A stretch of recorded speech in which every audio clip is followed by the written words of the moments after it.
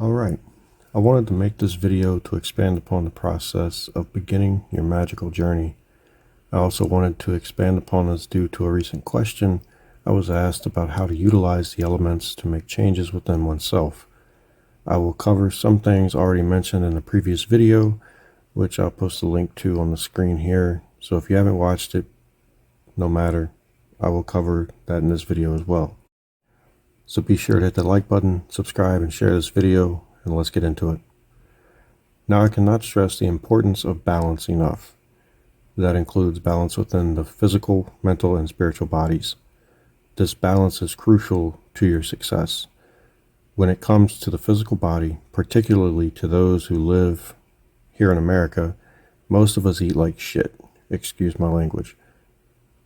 We need to develop our willpower to begin eating a healthier diet.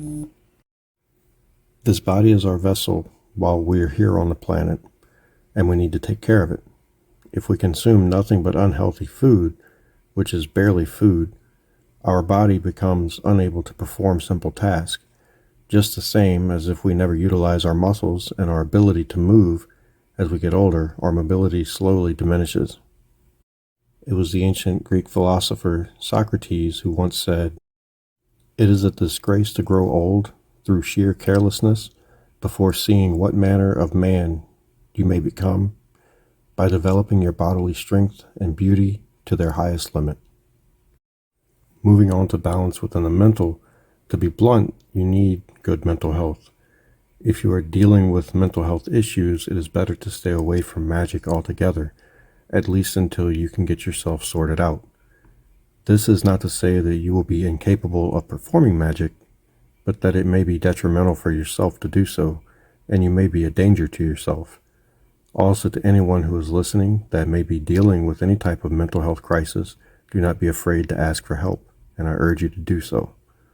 Also, what most teachers will prescribe for the student beginning into the occult, or any magical path for that matter, is that of meditation. You need to gain control over your mind.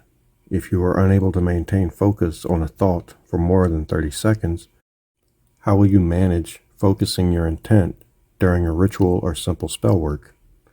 It is also important to recognize that your mind, just like your body, absorbs what you put into it. If you fill your body with sugary snacks, your body becomes weak. Likewise, if you fill your mind with garbage, your mind acts as such. It is important to guard your mind and not listen to unhealthy music or television. If you are not balanced mentally, you could open yourself up to trouble and not even be aware of it. You may find yourself having thoughts that you believe to be genuine, however, may not be yours at all.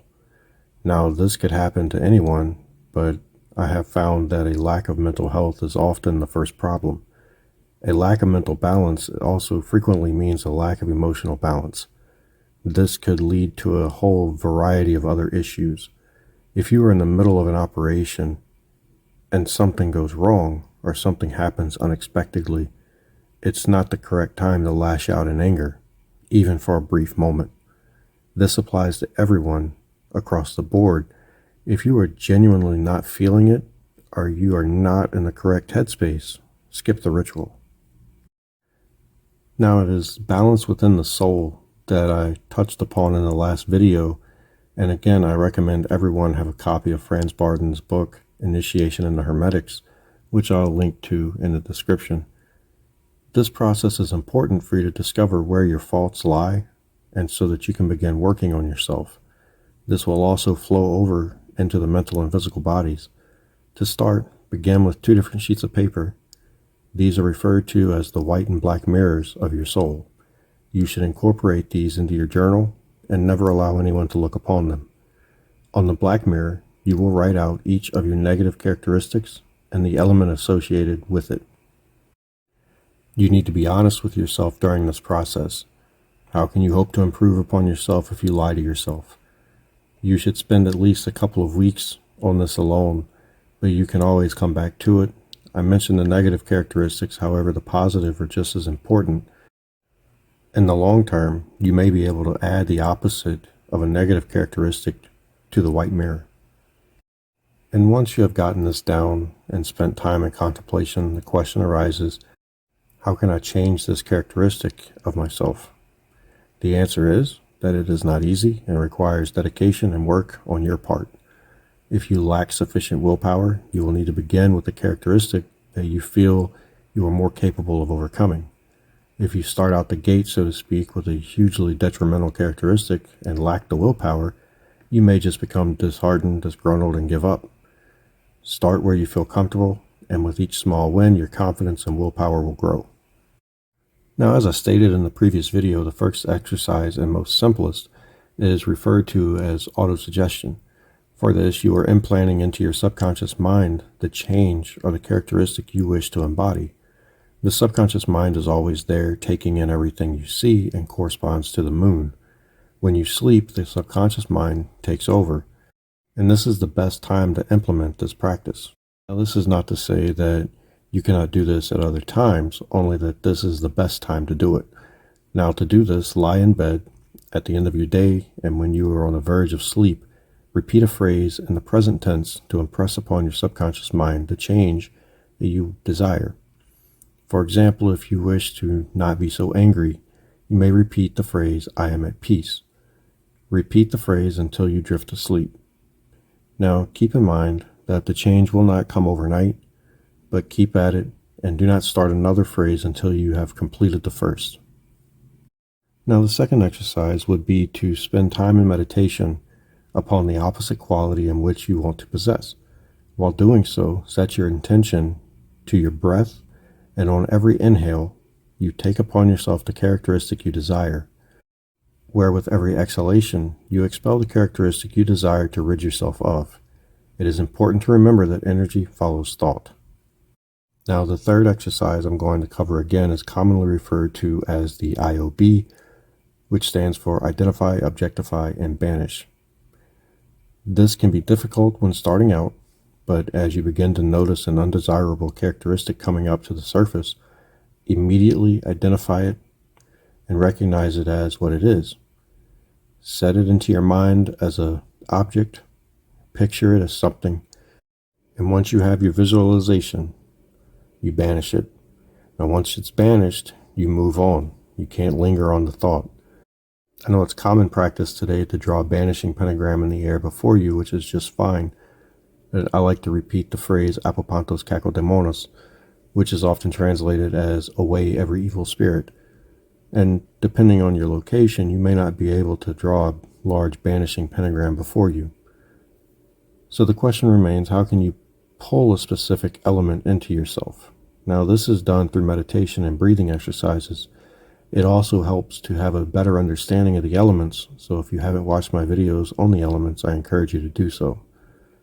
Now, if you were wanting to increase a specific element within yourself, this is a technique that you could use for that.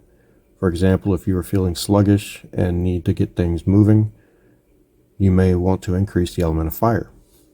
To get started, sit comfortably with your spine straight. For this example, I'm going to use the element of fire. So you would visualize yourself surrounded by a fiery energy and take the time to focus on the qualities of fire, dryness and heat. Feel this all around you and with your whole body. Once you have this feeling, imagine that as you inhale, your entire body inhales.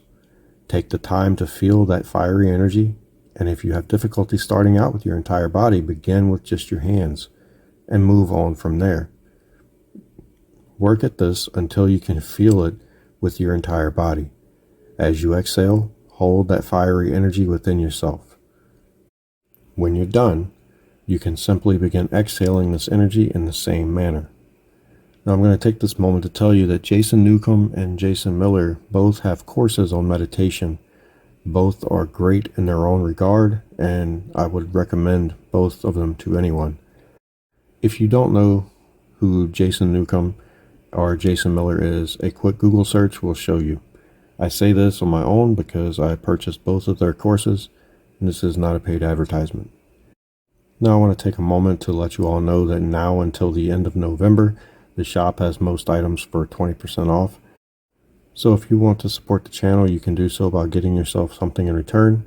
Be sure to hit that like button, subscribe to the channel, hit that bell notification so you know when new videos are uploaded, and share this video as it really helps the channel to grow.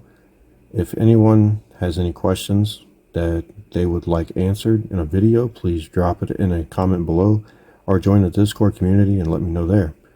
If we get enough questions, I'll start making videos specifically to answer any questions. Also, when we reach 500 subscribers, I will be doing another giveaway. So until next time, may the gods bless you.